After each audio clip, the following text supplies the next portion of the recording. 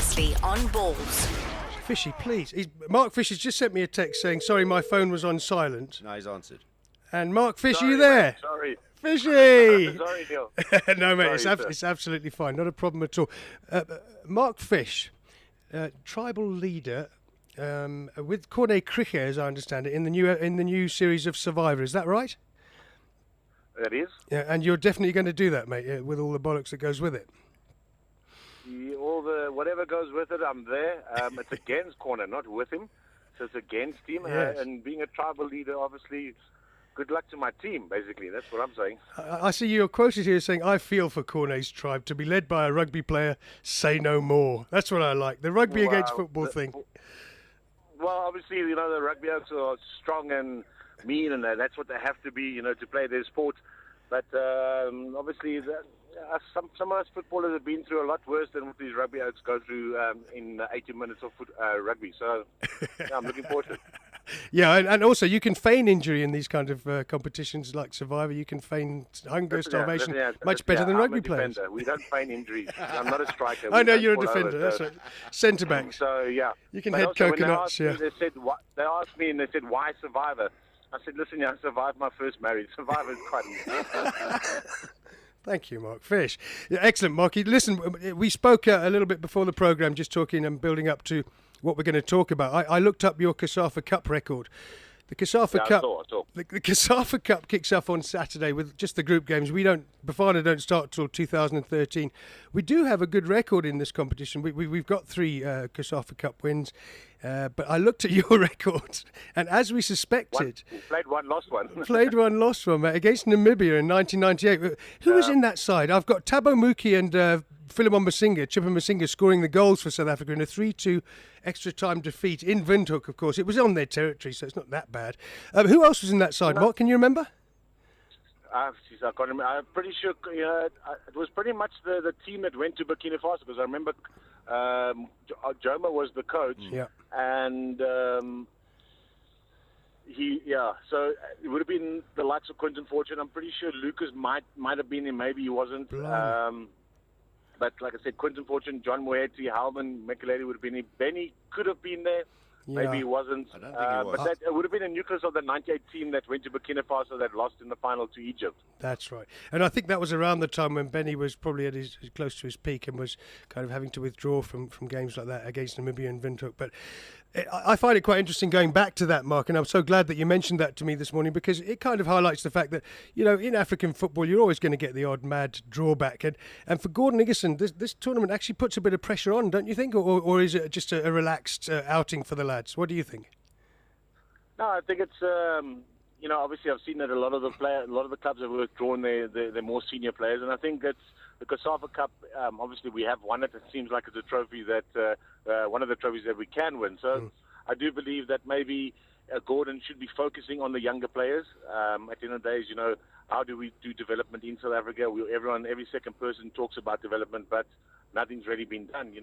I don't think our under-17 national team's got a coach at the moment. No. I don't know where the under-20 team is. So those are the sort of players that Gordon should be using to see who he can be using now for 2018, if we don't qualify for 2014, for the next World Cup, and obviously to get a little bit stronger, for the AFCONs to come, because at the end of the day, yes, we say in South Africa we believe we've got so much talent, and our football is so good, and why aren't we in the top 5 on the African continent? But we're not there because the standard of football is not good enough, and because we're not competing regularly enough on the African continent. So yes, Pirates have qualified now for the second round of the African Champions League, and it's a good thing for South African football. But we haven't competed on the African continent enough, so that's why we're falling behind. We're playing catch up, and this is a form of development that I think is really necessary. So if you're picking 17, 18-year-old players, then that's the way to go forward. Absolutely, Mark. Yeah, I was listening. We've talked many times about those mid-90s times when Orlando Pirates, ploughed through Africa and came up with the first star. Just been speaking to Mickey Modisani about the trying to launch the Pirates group stages campaign against Leopards on the 20th, and trying to make South Africa appear to these sides that come and visit us like a really tough prospect with the Orlando Stadium packed to the rafters, a lot of noise, and make them feel like the away team for once. That's what I'd like to see. Well, obviously, I think that's, when we used to go, and obviously when we do go as a national team onto the African continent, yes, the things outside the stadium, the clubs and the national teams try and intimidate us as much as they can. And I do not know why we haven't done it and why we don't do it, is that we should do exactly the same to them. I think that on the football field, hoping that the refereeing, the officials are up to standard, those are the things that we can't change. And the things outside the stadium we can't change. This is what we're going to endure, and this is what will make the players get a little bit character, hopefully make them stronger. But on the field, the things that you can change is go out to perform and give all your best, and hopefully, as I said, the officials are up to standard and you get the right result. Yeah. But for us, when we say the 90s, I always reiterate that we were fortunate for Pirates was because we had a nucleus of a team in 93 with Cosmos that went into Africa as African Cup winners, to play in the African Cup Winners' Cup.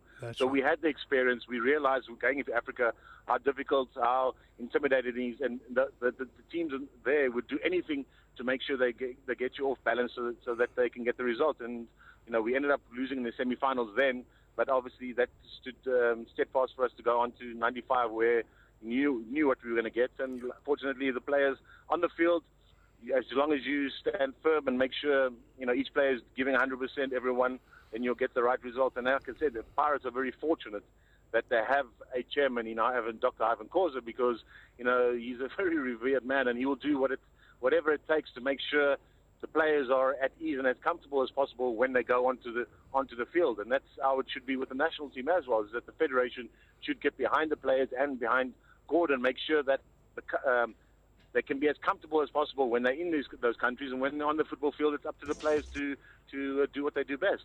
Too right, Marky. I love to hear you talking like that. I mean, to get through the TP Mazembe game was, to me, just sensational. Since that day when we couldn't watch the match and people were being arrested and journalists had their SIM cards taken and Lucky Lakwati sent off, 2 penalties saved by Senzo. I've looked at that match now, and it is, without question, the most bent and disgusting game of football that I've ever seen. And we are going to get that. I imagine Pirates, when they go and play those 2 games in Egypt against Zamalek and Al Ahly, are going to get a lot of that kind of treatment. But Mark, let's just have a quick look at this COSAFA Cup. Just because I don't think people know, I've just spoken to Docky Docrat at Supersport, who you know well. He says they're going to be covering the entire COSAFA Cup campaign, which is brilliant. Docky, thank you for that, just filling me in on that. And I think it's vital for us that we know what South Africa have to do. I know it's not the biggest tournament in the world. I think Zambia are the only side ranked higher than us in the world of all the entrants. Can I interrupt there? Yeah. As Marcus Darren, I'm pushing the buttons for Neal. I've got the teams for that COSAFA game you're talking about. Yeah. And no Benny. Oh, Benny was there. Benny was there. Look at that. Benny was there. Brian Beloy, Mark Fish, Philemon Masinga, Benny McCarthy, Andrew Butler, Brandon Silent, Augustine as well. Thabo Muki, Brendan Augustine, David Nyati, Willem Jackson, and John Moeti. Sure, that was a good side. There we go. So but if I'd really reiterate, I remember exactly what happened there. Is that as per usual, I think it was by the 11th and a half hour before the game, we were fighting about finances. So the players didn't really want to be there, and it was one of those situations, which is obviously old news. That's a lot of things that we had to endure. But obviously, the COSAFA Cup now, I think the most important thing, and as you said, well done to Supersport for covering them, because yes, whether Gordon's going to play a lot more younger players, so he can find out who he can call on in a couple of years to come. Also, that we can get to know what's on the African continent. So if we're going to play the likes of Tanzania, whichever other teams are involved, we actually get to know that country's football, because we don't know much about it, and it's due to the fact that we don't, as clubs, play on the African continent enough. And obviously we're aware of what goes on. Sometimes games aren't broadcast and that. But this is very good. This is very good for us to get to know the African football that's out there, because we tend to see, okay, we play the South African way and this is how we should play. Maybe the South African way isn't the right way. The world has evolved, world football has evolved, So we can't. What is the South African way? I don't know what the South African way is. As far as I know, the South African way is going out, giving 150%, and going out, and hopefully you get the right result. It's quite funny. The South African way? Is it the Madiga Jigga where the guy goes over the ball, the crowds go crazy? Yeah. That's not the South African way. That wasn't in '96 the way. It wasn't in '98 when we went to Burkina Faso, and it wasn't in 2000 when we went to Nigeria and Ghana. So South African way is actually, when our backs are against the wall, in any sporting code, we tend to stand up and produce a result. So for me, the South African way is getting a nucleus of the team, understand the coach, respecting the coach respecting you, and going out and playing for the pride of your country. Because at the end of the day, and I think that's what Gordon has definitely brought back. Before when we watch the finals playing again, they'll probably lose, they'll go 1-0 down. But Gordon has installed a little bit more confidence in the team. The players themselves have a little bit more belief, and the fans. And I think we all know it's very important for the country to get behind either of our sporting codes when they are playing. Yeah. Now, we've seen that with the national team. Now we actually expect them to get results. Yes, Ethiopia was a tough game, and but I think Ethiopia was a tough game once again is because we don't know Ethiopian football. We watched them at the AFCON.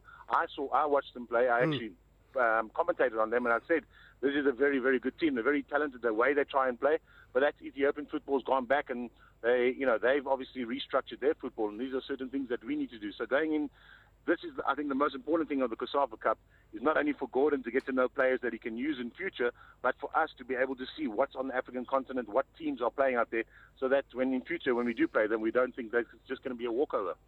Marky, it's brilliant to hear your analysis. I remember when we were watching Ethiopia in AFCON, you were the one that was pointing out they're not big players, but they play reasonably good football. They knock the ball about, they don't lose possession. And it's being aware of those things. I think Gordon's building a dossier. I think that this COSAFA Cup will be another step forward for our experiences in Africa. Very briefly, Darren Scott, my producer and the iconic producer. I'm sorry that he's your producer, but hey, take it easy. He's just found a game. I'm just kidding, Mr. Scott. He's found an AFCON game, Mark, 3 weeks after the defeat in the COSAFA Cup, where South Africa 4, Namibia 1, and that was the famous game where Benny scored all 4 goals, 8, 11, 19, 21. Within 21 minutes, Benny McCarthy... 13 minutes. 4 in 13 minutes. The first 21 minutes. In the space of 30 minutes, Benny scored 4. We beat Namibia 4-1, and the big difference that day was that Mark Fish wasn't playing. That's how I think they arrested me for that game. There's no chance you're going to win.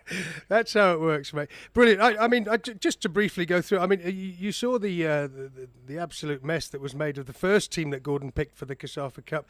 We go into a quarter-final on the 13th. Our first game will be a quarter-final, probably against Namibia, because it's Namibia, Mauritius and Seychelles are the last ones left in that group.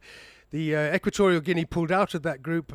They'd already replaced Tanzania. We were hoping to get Tanzania and Equatorial Guinea involved in this, but it never quite worked out. We then got quarterfinals on the 13th, and then we move into a situation of a semi-final, probably against Zambia. And then I think, in my view, on the 20th, we'll be playing the final in Ndola. Probably, I'm just trying to work out who would be. Probably it might even be Elias Pezembe's Mozambique. No, Mozambique plays Zambia. Could be Angola. So what do you think? Is it going to be a big feather in the cap? Well, I think you're just saying now that probably. I think the most important thing is that we will be able to see the teams that we play against, and Gordon will obviously do a lot of research and understand what he needs to do to overcome these teams. But like I said, the most important thing is, yes, the results are obviously very important because we, success breeds confidence, and that's what the players want, and that's what Bafana wants, and that's what the fans want for Bafana.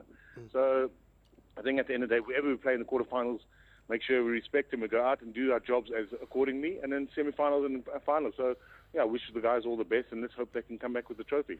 Thanks, Marky. It's always great to talk to you, mate. And obviously, I hope to see a few bits of analysis from you on SuperSport during that COSAFA Cup tournament. Like I say, for South African people, it really starts on the 13th. But for everyone else, for the 7 teams in the group, it starts on Saturday and ends on the 20th. Be a hell of a tournament. Be lovely to win it, and lovely to back Orlando Pirates in the Champions League. That would be our opinion, wouldn't it, Mark? 100%, definitely. Absolutely, Fishy, and have a great time as a tribal leader and against those rugby guys. All right, mate? I will do. Thanks very much. Take care. Cheers, thanks for coming on, mate. Cheers. This is Ballz Visual Radio.